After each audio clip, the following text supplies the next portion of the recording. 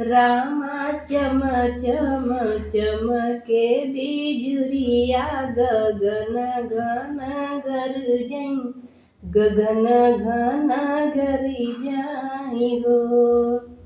आधी की रात तिथि अष्टमी त रोहिणी नक्षत्र लागे रोहिणी नक्षत्र लागे हो।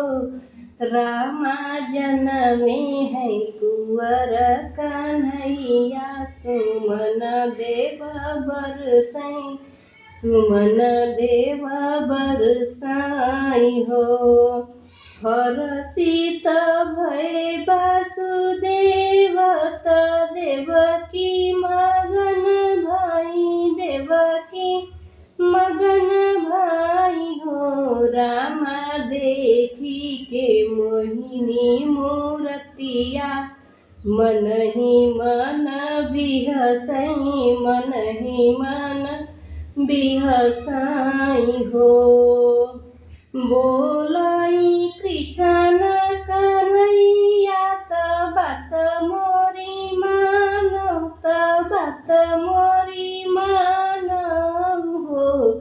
रामा हमके पहुँचाऊ नंद धाम त गोकुला नगरिया त गोकुला नगरिया में हो। यशोदा के जनमी है कन्या तो ओ नहीं लेके आवो तो ओ नहीं ले आवो हो। रामा बन जई है बिगड़ल काज जगत यश गावै जगत यश गावै हो।